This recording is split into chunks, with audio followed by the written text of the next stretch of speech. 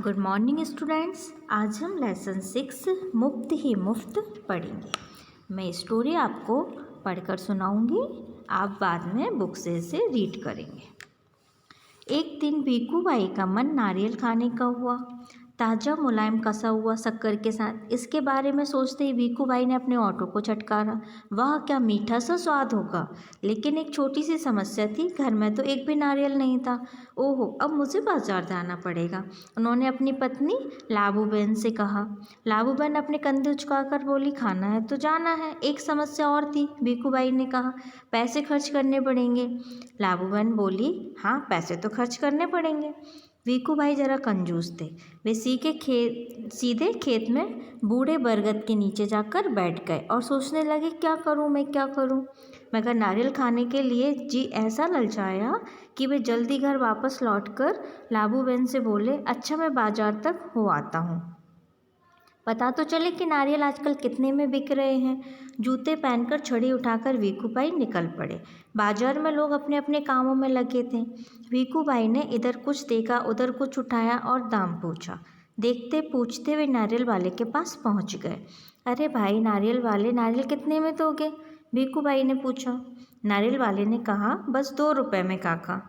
बस 2 रुपये में? भीकू भाई ने आंखें फैलाकर कहा, बहुत ज़्यादा है, 1 रुपये में दे दो। नारियल वाले ने कहा, ना जी ना, 2 रुपये सही दाम, ले लो या छोड़ दो। ठीक है, भीकू भाई बड़बड़ाए। अच्छा तो बताओ 1 रुपये में कहाँ मिलेगा?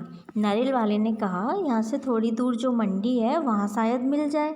फिर क्या था, भीकू भाई उसी तरफ चल पड़े। चलो देख लेते हैं, वे अपने आप से बोले, टहलने का भी मौका मिलेगा और रुपए की भी बचत होगी।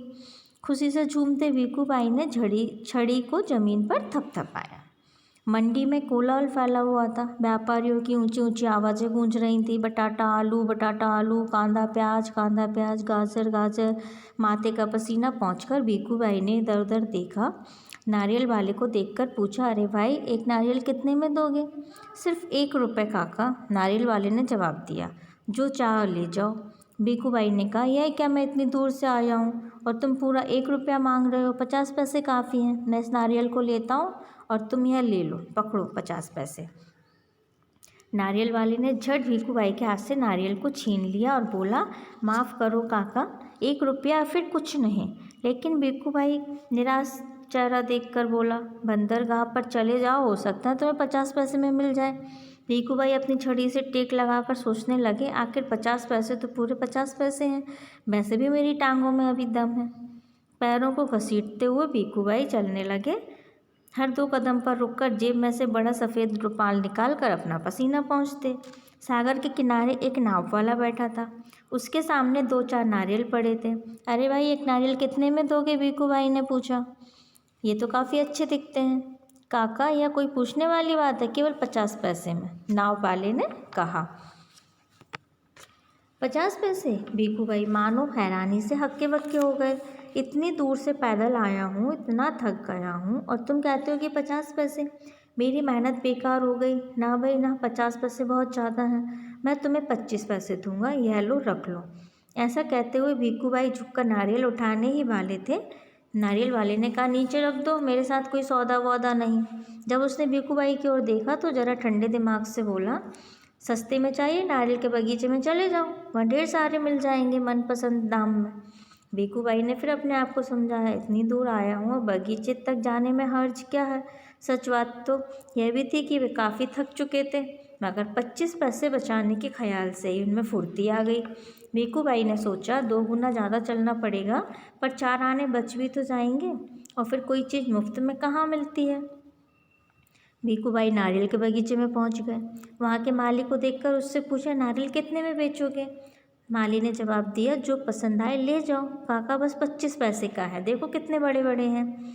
हे भगवान, 25 पैसे? पूरा रास्ता पैदल आने के बाद भी जूते घिस गए, पैर थक गए, अब भी पैसे देने पड़ेंगे? मेरी बात मानो, एक नारियल मुफ्त में ही दे दो, देखो मैं कितना थक गया हूँ।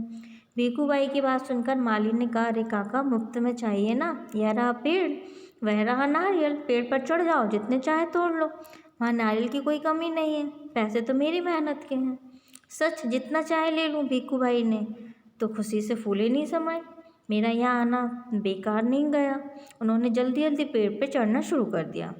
पेड़ पर चढ़ते चढ़ते भीखू भाई ने सोचा, बहुत अच्छे, मेरी तो किस्मत खुल गई, जितने नारियल चाहे तोड़ लूँ और पैसे भी नहीं दूँ, क्या बात है। भीखू भाई ऊपर पहुँच गए। फिर वे टहनी और तनी के बीच आराम से बैठ गए। दोनों हाथों को आगे बढ़ाने लगे सबसे बड़े नारियल को तोड़ने के लिए। अचानक उनका पैर फिसल गया और भीखू भाई ने एकदम से नारियल को पकड़ लिया। उनके दोनों पैर हवा में झूलते रह गए। हाय राम, अब क्या करूं? भीखू भाई चिल्लाने लगे। अरे भाई मदद करो, उन्होंने नीचे खड़े माली से विनती की। माली ने कहा, यह मेरा काम नहीं काका, मैंने सिर्फ नारियल लेने की बात की थी, बाकी सब तुम्हारे और नारियल के बीच का मामला है। पैसे नहीं, खरीदना नहीं, बेचना नहीं और मदद नहीं, सब कुछ मुफ्त। तभी ऊँट पर सवार एक आदमी वहाँ से गुजरा। अरे ओ भाई, भीखू भाई जोर से उसे बुलाने लगे। ओ ऊँट वाले, मेरे पैर वापस पेड़ पर टिका दो ना, बड़ी मेहरबानी होगी। ऊँट वाले ने सोचा, चलो मदद कर देता हूँ, मेरा क्या जाता है। ऊँट की पीठ पर खड़े होकर उसने भीखू भाई के पैरों को पकड़ लिया और ठीक उसी समय ऊँट को हरे हरे पत्ते नजर आए। पत्ते खाने की लालच में ऊँट ने गर्दन झुकाई और अपनी जगह से हट गया। बस फिर क्या था, वह आदमी ऊँट की पीठ से फिसल गया। अपनी जान बचाने के लिए उसने भीखू भाई के पैरों को कसकर पकड़ लिया। अब दोनों क्या करते, इतने में घुड़सवार आया। अरे संभालो, बचाओ। घुड़सवार को देखकर भीखू भाई ने दुहाई दी, ओ मेरे भाई, मुझे पेड़ पर वापस पहुंचा दो, 1 मिनट भी नहीं लगेगा, मैं घोड़े की मदद कर देता हूँ। ये सोचकर घुड़सवार तैयार हो गया। लेकिन कौन कहता है कि घोड़ा ऊँट से बेहतर है। हरी हरी घास दिखाई देने पर तो दोनों एक ही जैसे हैं। घास के चक्कर में घोड़ा जरा आगे बढ़ा और छोड़ चला अपने मालिक को। ऊँट वाले के पैरों से लटकते हुए 1 2 और अब तीनों। काका काका, घुड़सवार ने कस के पकड़े रहना। हाँ, घुड़सवार ने पसीना पसीना होते हुए कहा। जब तक कोई बचाने वाला ना आ जाए, कहीं छोड़ ना देना, मैं आपको 100 रुपये दूंगा। काका काका, ऊँट वाले की बारी थी। मैं आपको 200 रुपये दूंगा, लेकिन नारियल को छोड़ना नहीं। 100 और 200, बाप रे बाप, 300 रुपये। भीखू भाई का सिर चकरा गया। इतना सारा पैसा। खुशी से उन्होंने अपनी दोनों बाहों को फैलाया और नारियल गया हाथ से छूट। धड़ाम से तीनों जमीन पर गिरे। घुड़सवार, ऊँट वाला, भीखू भाई अपने आप को संभाल रहे थे कि एक बहुत बड़ा नारियल उनके सिर पे आ फूटा, बिल्कुल मुफ्त। तो इस कहानी से आपको क्या शिक्षा मिलती है कि हमें कभी भी लालच नहीं करना चाहिए। ये आपको समझ आई। अब इसके शब्दार्थ आप सुंदर राइटिंग में अपनी कॉपी में लिखेंगे। Okay, bye.